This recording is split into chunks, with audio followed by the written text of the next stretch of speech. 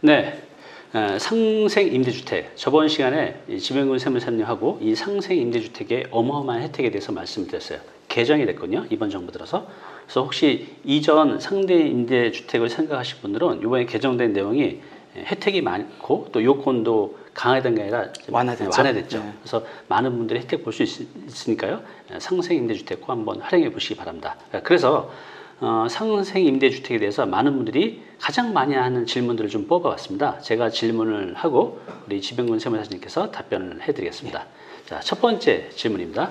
상생 임대주택으로 운영된 모든 보유주택이 양도세, 비과세, 거주요건 2년 플러스 장기보유 특별공제 거주요건 2년이 면제되는 건가요? 네. 무슨 얘기냐면 내가 주택을 한 채만 갖고 있는 게 아니고 네. 세 채를 갖고 있어요. 공교롭게 이 세 채를 다 임대를 주고 있습니다. 그런 상황이군요. 그러면은 직전 임대차 계약 요건도 충족하고 네. 상생 임대주택 요건도 충족하면은 네. 세 채 다 모든 요건을 다 충족할 수 있다는 거잖아요. 네. 그러면 이렇게 세 채 다 상생 임대주택 요건을 충족했었을 때 상생 임대주택에 대한 혜택을 세 채 모두 받을 수 있습니까? 라는 거예요. 그 질문이군요. 네. 근데 이제 상생 임대주택에 대한 세제 혜택을 보면은 네. 1주택자와 관련된 내용이거든요. 그러니까 양도일 현재 마지막 한 채에 대해서만 적용받을 수 있다는 겁니다. 그렇기 때문에 세 채를 갖고 있다 할지라도 네. 정작 상생 임대주택에 대한 세제 혜택은 두 채를 매도하고 네. 마지막 한 채에 대해서만 적용한다.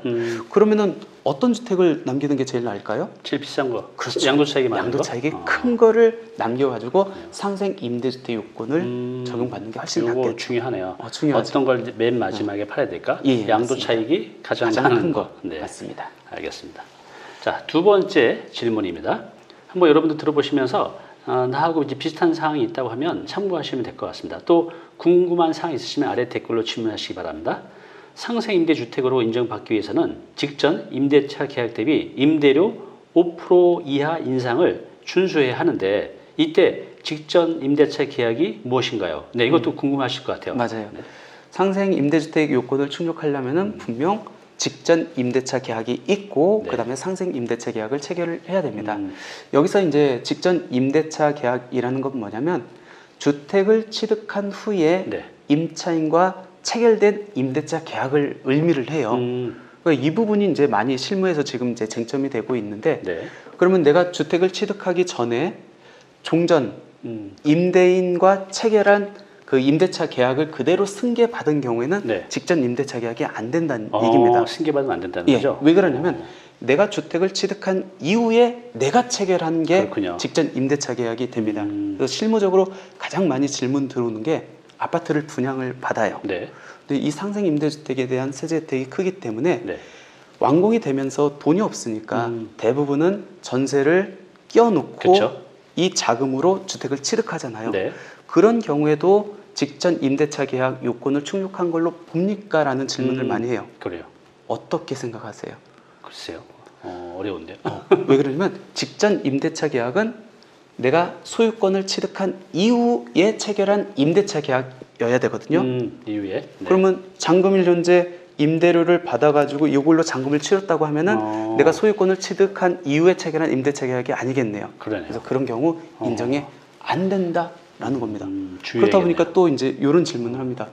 그러면 다른 사람한테 임대 보증금을 받아서 그걸로 잔금을 치르지 않고 네. 은행에 대출 받아가지고 잔금 치른 건 어떻게 합니까? 그래요? 어떻게 되죠? 그거는 인정을 해줍니다. 인정받고요. 그러니까 그런 것 같아요. 갭 투자를 막기 위한 하나의 방법이기 때문에 네네. 전세 보증금으로 소유권을 취득한 후에 계약을 당일날 체결했다 인정 안 해주겠다. 그렇군요. 그러니까 특히 이제 대출 같은 경우는 괜찮고 다른 사람한테 임대를 받아가지고 그걸로 이제 잔금을 치렀다 그런 경우는 안 된다는 거 꼭 기억해 두시면 네. 좋을 것 같습니다. 많이 알겠습니다. 헷갈려하는 것 중에 하나입니다. 그러게요. 네.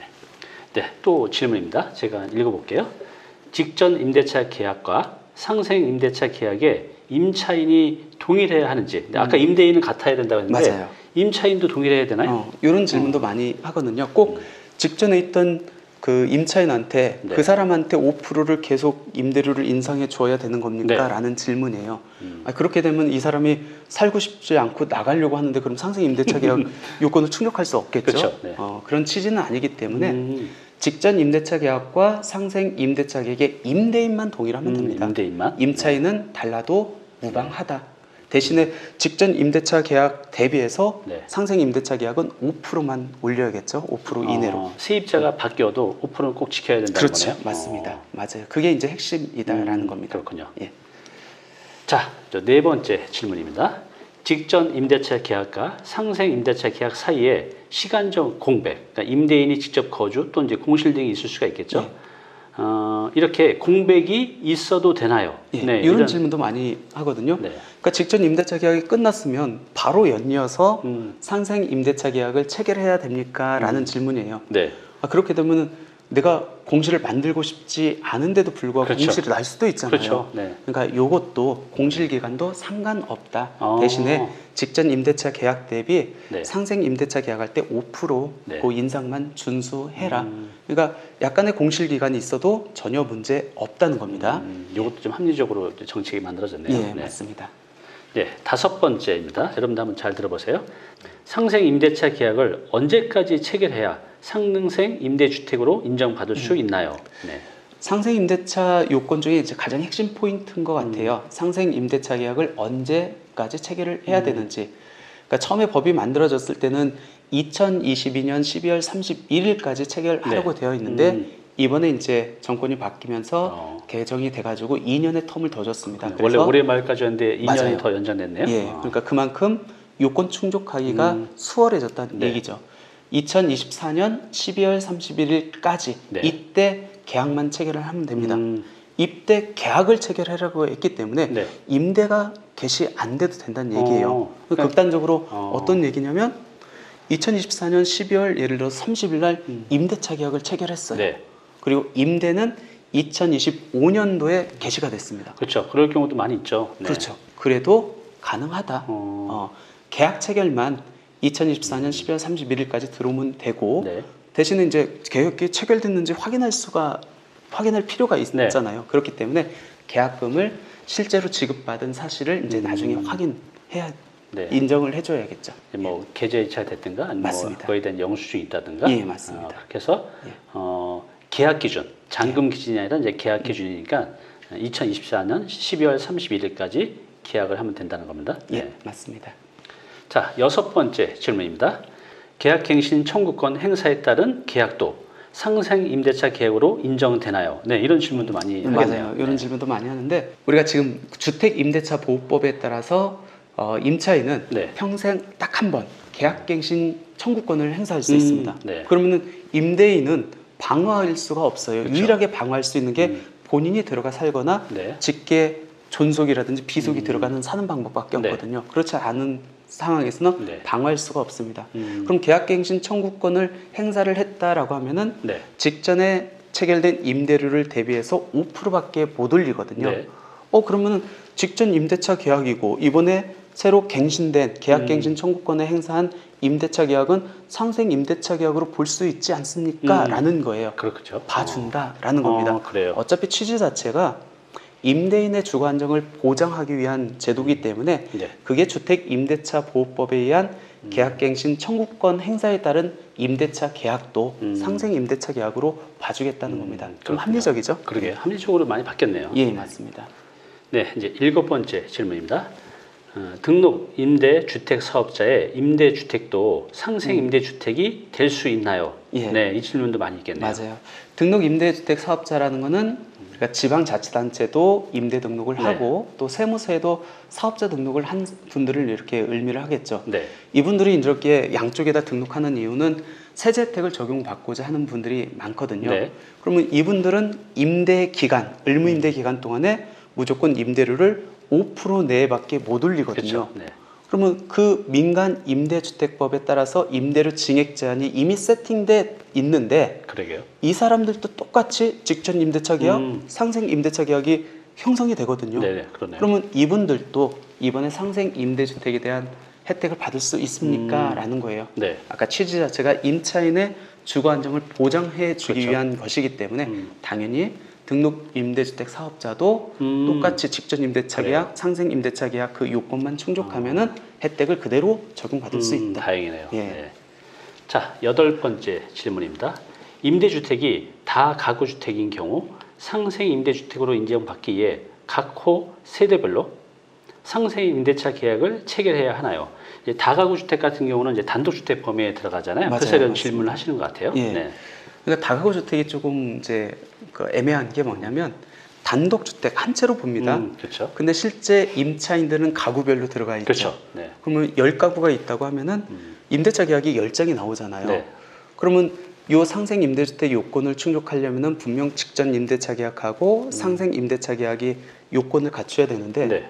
임차인이 10명이기 때문에 그러게요. 그러면 10명 다 갖춰야 됩니까? 음. 아니면 이 중에서 한 5명만 갖추면 됩니까? 이제 그러게요. 그런 문제예요. 어. 근데 이 다가구 주택 같은 경우에는 보통 일괄로 매매하잖아요. 네.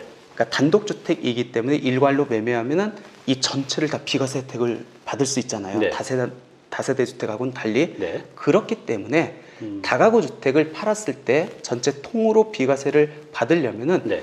모든 가구가 이 상생 임대주택 아. 요건을 충족해야 된다는 그렇군요. 겁니다. 요건 조금 까다롭네요. 예, 그러니까 다가구 주택은 조금 요건 충족이 어려울 수는 있죠. 그렇군요. 근데 비과세를 받기 위해서는 통으로 전체로 비과세를 받기 때문에 호별로 해가지고 모든 요건을 충족해야만 이 상생 임대주택 요건을 적용받을 수 있다는 거 그렇군요. 꼭 기억해 두시면 좋을 것 같습니다. 네, 이제 9번째 질문입니다. 상생 임대차 계약을 체결하면서 전세에서 월세로 또는 월세에서 전세로 전환하는 경우 임대료 등 5% 이하 인상 여부는 어떻게 판정되나요? 이럴 수도 있겠네요. 그렇죠. 전세에서 월세로, 예. 월세에서 전세로. 네. 그렇죠. 어떻게 우리가 되죠? 전세 놓은 건 계속 전세로 갈 수 있는 건 아니죠. 중간에 그렇죠. 바꿀 수도 있잖아요. 네. 그러니까 요거는 전환율이라는 게 있어요. 전환율이요? 이 네. 전환율을 어디에서 확인하기 쉽냐면 네. 우리 렌트홈에 보면은 오른쪽 상단에 임대료 인상률 계산기라는 메뉴가 있거든요. 네. 거기에 들어가 보시면은 지금 현재 내가 보증금이 얼마고 월세가 얼마인데 얘를 5% 내에서 전세로 돌렸을 때 얼마 형성됩니까? 라는 게 쉽게 계산이 돼요. 그래요. 거꾸로 내가 전세를 지금 받고 있는데 네. 5% 내에서 보증금 얼마였을 때 월세 얼마 받아야 됩니까? 이것도 계산이 그렇군요. 가능하거든요. 그래서 바꿀 수는 있습니다. 전세에서 월세로, 월세에서 뭐 반전세로 다 바꿀 수는 있는데 바꿀 때 반드시 5% 룰은 지켜야 된다. 그 5% 룰을 계산하기 힘들기 때문에 네. 렌트홈의 임대료 인상률 계산기를 이용하면 쉽게 5% 룰을 확인할 수 있다. 예전에도 그 주택 임대 사업자 하시는 분들이 맞아요. 요 5% 계산을 잘못해가지고 불이익을 보는 경우가 굉장히 맞아요. 많았어요. 한 번만 어긋나더라도 혜택을 못 받잖아요. 그렇죠. 네. 조심해야 됩니다. 요거 꼭 활용하셔서 5% 인상 이하를 얼마로 해야 되는지 꼭 확인해 보시기 바랍니다. 네, 그러면 이번엔 10번째 질문입니다. 한번 들어보세요. 자, 임차인이 법인인 경우, 네, 이런 경우가 충분히 있을 수 있겠죠. 상생 임대주택의 세제 혜택을 적용받을 수 있나요? 받으나요? 이 부분에 대해서 조금 애매모호했었거든요. 그러니까 법인 같은 경우는 실제 거주하지 않고 법인에 이제 보통 임직원들이 사택으로 이렇게 네. 많이 이용하잖아요. 네. 근데 최근에 나온 유권 해석입니다.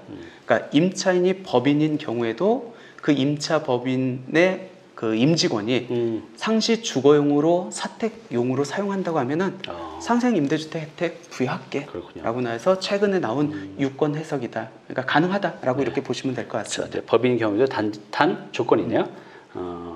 그 사택으로 사용. 상시 주거용으로 사택으로 사용. 예. 그렇군요. 네. 자, 마지막 11번째 질문입니다. 상생 임대주택에 해당하려면 반드시 지방자치단체 임대 등록 및 세무서에 사업자 등록을 해야 하나요? 양쪽 다 해야 되나요? 그러니까 이 부분, 그러니까 왜 이 부분을 조금 전에 제가 말씀드렸는데 한 번 더 이제 질의응답에 이렇게 넣냐면 그만큼 이 상생 임대주택을 적용받을 수 있는 대상자가 많은데 네. 꼭 이 혜택을 받으려면은 지방자치단체 및 세무서에 임대 사업자로 등록을 해야 된다고 알고 있는 분들이 많기 때문에 한 번 더 강조를 하려고 이제 네. 질의에 넣었는데 일단 상생 임대주택은 지방자치단체 임대 등록하고 세무서에 사업자 등록 전혀 상관없습니다. 그래요. 그러니까 적용 대상이 엄청 많다는 거예요. 근데 그러네요. 아직도 많이 모르고 있는 분들이 상당히 많습니다. 그냥 임대 주고 있다고 하면은 아까 직전 임대차 계약, 상생 임대차 계약 네. 그 요건만 충족하면은 누구나 다 적용받을 수 있다는 겁니다. 그렇군요. 이건 그 해당 지자체 뭐 구청이나 가서 신청하면 되는 건가요? 아니에요. 신청하는 건 아니고 그래요. 내가 요건을 충족했다라고 하면은 나중에 그 주택을 양도할 때 그 세제 혜택에 대한 그렇군요. 백데이터 증빙 자료를 넣어가지고 신고하면 됩니다. 너무 쉽네요, 그러면. 쉬워요. 그죠? 굉장히 네. 쉽습니다. 어디에다 확인받는 것도 아니고 등록해야 되는 것도 아니고 내가 알아서 요건 충족됐다 하면 나중에 양도세 신고하면서 그 입증 자료를 첨부하면 된다라고 보시면 될 것 같습니다. 네, 지금까지 지병군 세무사님하고 요즘 이제 크게 이슈가 되고 있는 상생 임대주택에 대해서 알아봤는데요. 이거에 이제 궁금한 사항 있으시면 아래 댓글에 질문하시면 나중에 답변을 해드리겠습니다. 감사합니다. 감사합니다.